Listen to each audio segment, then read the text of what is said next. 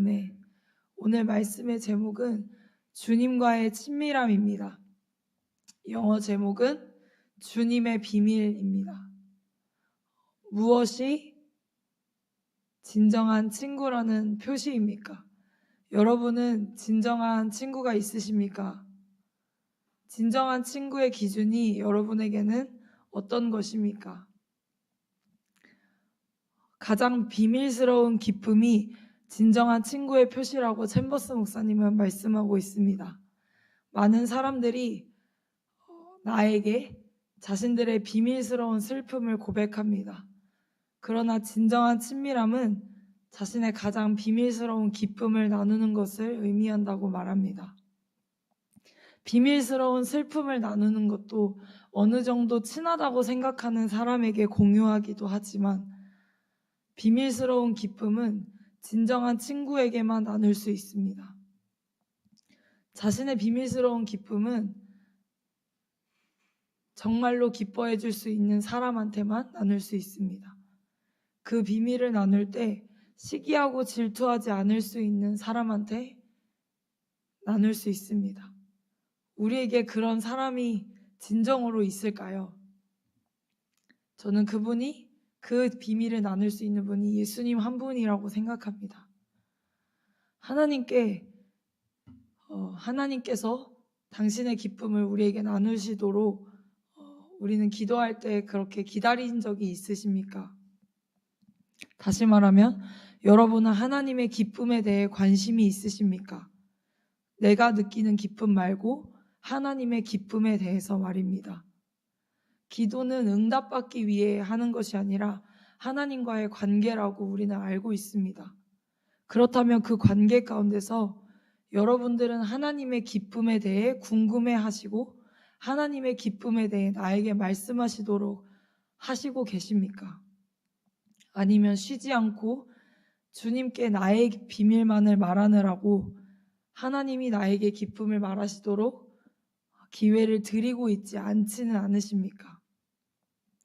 우리는 거듭난 이후에 예수 그리스도의 새 생명을 가진 이후에 하나님께 우리의 부탁을 말하기에 바쁩니다. 내 주변의 여러 신앙의 선배들을 보면서 나도 저렇게 되고 싶다는 마음, 예수님을 닮고 싶다는 마음 때문에 하나님께 끊임없이 부탁을 드립니다. 그러나 그 후에는 하나님께서는 우리의 부탁을 들어주시는 것에서 멈추지 않고 우리와 깊은 관계, 하나님과의 사귐을 원하신다는 사실을 알게 됩니다. 나의 부탁이 예수님을 닮고 싶어요 라는 고백일지라도 그것에 대한 바로 응답을 우리에게 주시지 않고 그 기도를 드리는 우리와 관계 맺기를 원하시는 것입니다. 하나님은 우리와의 사귐을 원하십니다. 앞에서도 말했듯이 진정한 친구는 가장 비밀스러운 기쁨을 나누는 친구입니다. 가장 비밀스러운 기쁨을 나눌 수 있는 친구라면 더할 나위 없이 그 상대를 신뢰하고 나의 편이구나, 나의 모든 것을 나눌 수 있는 사람이기에 틀림없구나. 그렇기에 주님은 우리를 신부라고 부르시는 것입니다. 우리와 가장 가까운 관계, 가장 친밀한 사귐을 원하시기 때문입니다. 제가 묵상집에서 이 부분을 읽을 때 하나님이 우리와 사귐을 원하신다는 말이 상투적으로 느껴진지도 모른 채 그냥 넘어갔습니다. 그렇지, 하나님은 우리와 사귐을 원하시지. 그런데 다시 읽고 또 읽다 보니 하나님이 우리와 사귐을 원하신다라는 말이 설렘으로 다가왔습니다. 우리 주님은 그 어떤 사람보다 우리와 가장 가까운 관계를 원하시는구나 라는 생각이 드니 하나님과의 교제가 기대되었습니다. 사랑하는 사람들과 나와 가장 친한 친구는 무언가 함께 하고 싶은 것들이 있습니다. 그리고 뭐든지 다 이겨낼 수 있을 것 같은 힘이 생깁니다. 그런데 어떤 유한한 힘을 가진 다른 사람이 아니라 하나님이 우리와의 사귐을 원하신다는 것은 주님께서 주님의 비밀을 우리와 함께 공유하고 싶으시다는 말이지 않겠습니까? 이것 또한 우리를 가슴 뛰게 하는 일입니다. 주님은 이 사귐으로 인한 그 목적이 분명하십니다. 주님의 목적은 이 사귐을 통해 주님의 비밀을 우리와 공유하기 원하신다는 것입니다. 그러면서 챔버스 목사님은 이 비밀을 공유하는 것에 핵심적인 질문을 던집니다. 당신은 주 예수 그리스도의 기도의 본질에 붙들려 있습니까? 예수 그리스도의 기도의 본질이 무엇이냐 하면 마태복음 6장 10절에 나라가 임하시오며 뜻이 하늘에서 이루어진 것 같이 땅에서도 이루어지이다 라고 말하고 있습니다. 내 뜻이 아닌 하나님의 뜻이 이루어지는 기도를 주님은 기도의 본질이라고 말하고 있습니다. 이 기도는 예수님의 겟세마네 기도에서도 살펴볼 수 있습니다. 예수님은 겟세마네에서 이렇게 기도하셨습니다. 아버지여, 만일 할만하시거든 이 잔을 내게서 지나가게 하옵소서. 그러나 나의 원대로 마옵시고 아버지의 원대로 하옵소서. 예수님께서는 이 기도를 드리고 다시 기도하십니다.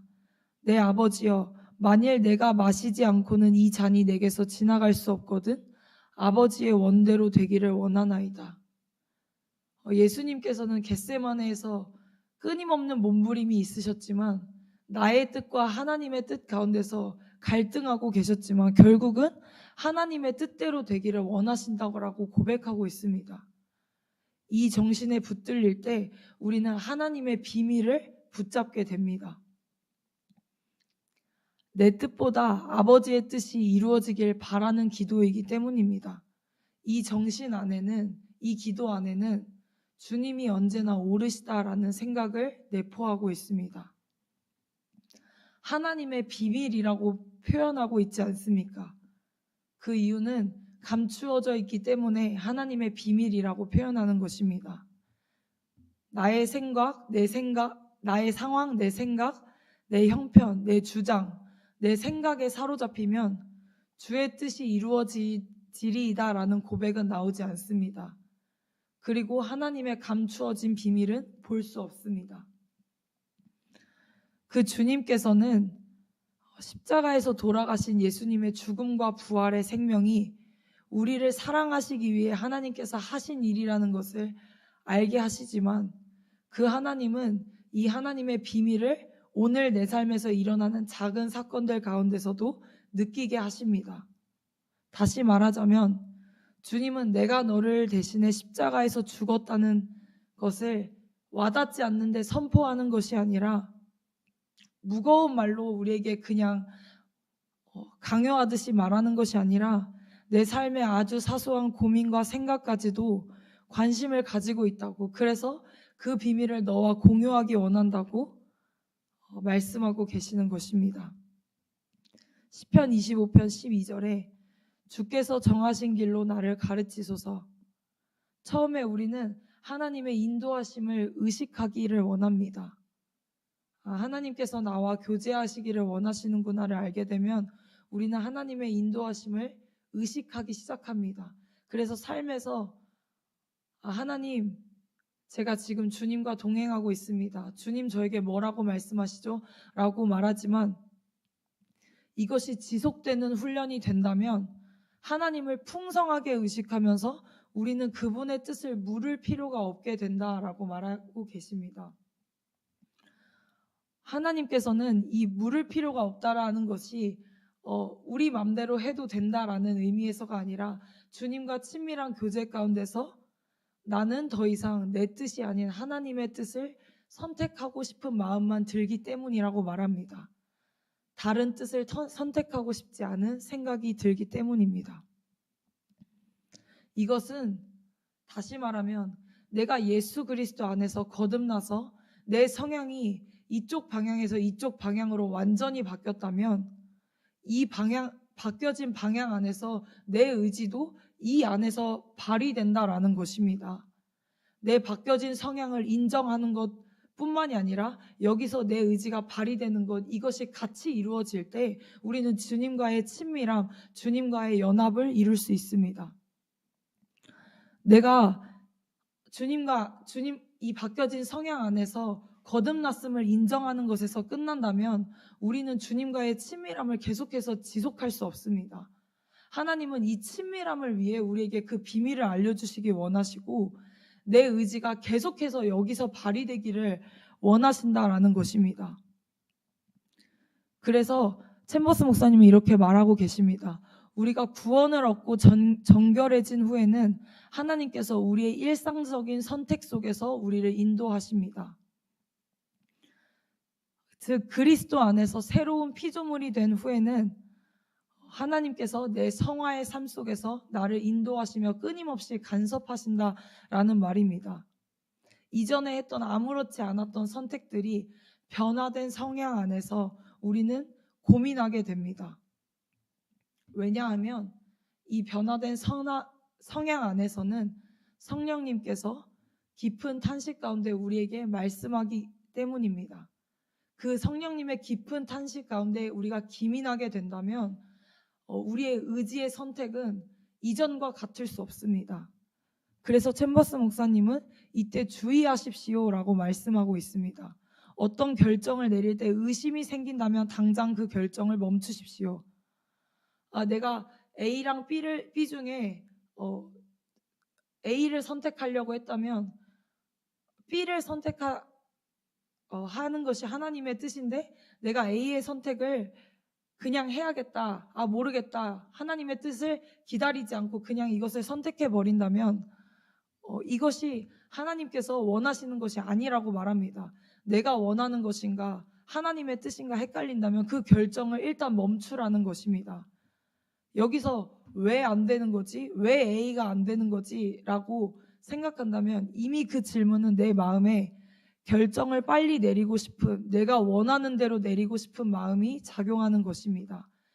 왜 안 되는 거지? 라는 질문을 가지고 파고들지 말고 여기서 그 질문을 멈추라는 것입니다. 그럴 때 하나님께서는 우리의 선택을 지도하실 것이며 우리의 상식마저 인도하셔서 우리로 더 이상 다음 질문을 되풀이하며 성령을 거스르지 않게 하실 것입니다. 이 다음 질문이란 주님, 정말로 이것이 주님의 뜻입니까? 라는 질문입니다. 이 질문은 우리가 정말로 주님의 뜻을 알고 싶을 때 나오는 질문이 아닙니다. 우리가 정말로 주님의 뜻을 알고 싶다면 시편 37편 7절에 나와 있듯이 여호와 앞에 잠잠하고 참고 기다리라 라고 말하고 있습니다. 하나님께서는 우리의 선택을 지도하실 것이라는 그 신뢰 가운데서 주님을 참고 기다리라는 것입니다. 내 마음대로 해왔던 선택을 지금까지는 허용하셨을지라도 그것을 멈추고 주님의 뜻을 구한다면 주님은 내가 내 마음대로 행하는 그 결정 이상의 것을 하나님의 뜻 가운데서 주님의 풍성함 가운데서 우리가 주님과 연합하는 가운데서 그것이 무엇인지 알게 하실 것입니다. 다시 말하면 그리스도와의 온전한 연합이 무엇인지 진정으로 알게 하실 것이라는 것입니다. 오늘 우리에게 허락된 상황 가운데서 우리가 이전에 행했던 아무렇지 않게 행했던 그 선택들이 예수 그리스도와의 연합된 자라면 그리스도 안에서 새 생명을 누리는 자라면 그 선택을 하나님 앞에서 보류하고 기다리십시오. 그럴 때 주님이 우리에게 주님과의 친밀함이 무엇인지 알게 하실 것입니다. 오늘 본문 말씀은 여호와를 경외하는 자들에게 하나님께서 그 친밀하심을 보이신다고 하십니다. 어제 우리가 설교에서 들었듯이 여호와를 경외하는 것은 주님을 생각하는 것입니다. 내 뜻을 다 내려놓고 주님의 생각에 주님을 생각하는 것에 사로잡히는 것입니다. 하나님께서는 우리가 주님께 사로잡힐 때 주님의 친밀하심을 보이신다고 말하십니다.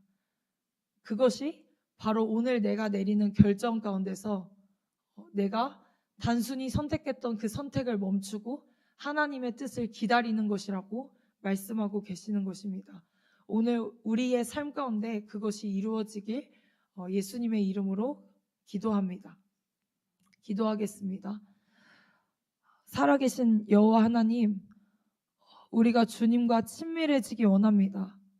다른 어떤 것보다도 주님의 비밀을 알기 원하며 주님의 그 비밀스러운 기쁨을 나누기 원하시는 그 주님의 마음을 헤아리기 원합니다. 그리스도와의 연합이 우리의 가장 깊은 기쁨이 되게 하시고 가장 원하는 소원이 되게 하여 주시옵소서. 감사드리며 예수님의 이름으로 기도드렸습니다. 아멘.